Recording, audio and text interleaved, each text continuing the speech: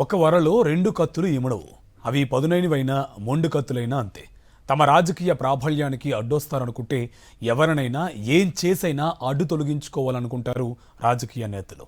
అందులో ఎలాంటి మొహమాటాలు విలువలు అనేవి ఉండనే ఉండవు.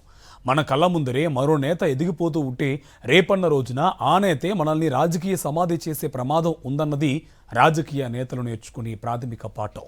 ఉమ్మడి అనంతపురం జిల్లాలో ఇద్దరు టీడీపీ నేతల మధ్య ఇప్పుడు ఇలాంటి పరిస్థితి నెలకొని ఉంది. పరస్పరం కత్తులు దూసుకుంటున్న ఈ ఇద్దరు నేతలు తమ ప్రత్యర్థుల తీరుపై పార్టీ నాయకత్వానికి ఫిర్యాదులు చేసుకుంటున్నారు. ఇద్దరిలో ఎవరూ కూడా కంటి నిండా కుణుకు తీయలేకపోతున్నారు.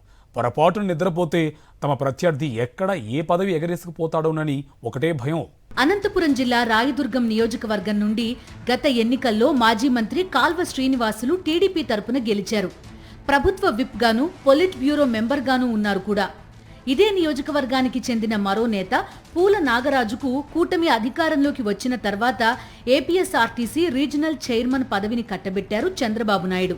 అంతేకాదు పూల నాగరాజునే అనంతపురం జిల్లా టీడీపీ ఇన్ఛార్జ్ గాను నియమించారు.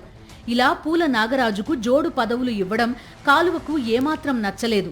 తనకిచ్చిన పదవుల కన్నా పెద్ద పదవులు ఇవ్వడమేంటని కాల్వ శ్రీనివాసులు రగిలిపోతున్నారని పార్టీ వర్గాల్లోనే ప్రచారం జరుగుతోంది. ఎమ్మెల్యే కాలువ శ్రీనివాసులు బోయ సామాజిక వర్గానికి చెందిన వారు కాగా, జిల్లా టీడీపీ అధ్యక్షుడు పూల నాగరాజు వాల్మీకి సామాజిక వర్గానికి చెందినవారు. పూల నాగరాజు రాయదుర్గం నియోజకవర్గానికి చెందినవారు. అయితే కాల్వ శ్రీనివాసులు మాత్రం రాయదుర్గం నియోజకవర్గానికి నాన్ లోకల్. అయినా తనదైన శైలిలో పైరవీలు చేసుకుని రాయదుర్గం టికెట్ సంపాదించారు. పూల నాగరాజును ఈ మధ్యనే జిల్లా టీడీపీ అధ్యక్షుడిగా నియమించారు. తక్కువ వ్యవధిలో నాగరాజుకు 2 కీలక పదవులు రావడాన్ని కాలువ జీర్ణించుకోలేకపోతున్నారట. నాగరాజును ఇలాగే వదిలేస్తే జిల్లాలోనూ నియోజకవర్గంలోనూ తనను జీరో చేయడం ఖాయమని కాలువ భయాందోళనలకు గురవుతున్నారట కూడా.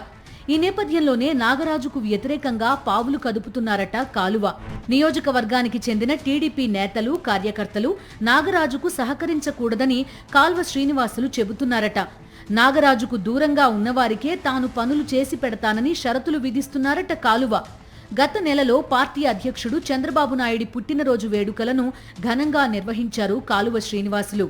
ఈ కార్యక్రమానికి రాష్ట్రంలోని సీనియర్ మంత్రులు, నేతలను పిలిచిన కాల్వ శ్రీనివాసులు రాయదుర్గం నియోజకవర్గానికి చెందిన జిల్లా టీడీపీ అధ్యక్షుడు పూల నాగరాజును మాత్రం పిలవకుండా దూరం పెట్టేశారు. దీనిపై పూల నాగరాజు అగ్గిమీద గుగ్గిలమయ్యారు. తాను చేపట్టే కార్యక్రమాలకు నాగరాజును ఆహ్వానించకపోవడం ఒక ఎత్తైతే, అసలు తన నియోజకవర్గానికి రానే రావద్దని నాగరాజుకు నేరుగానే చెప్పారట కాల్వ శ్రీనివాసులు. దీంతో పూల నాగరాజుకు చిర్రెత్తుకొచ్చిందని పార్టీ వర్గాలంటున్నాయి.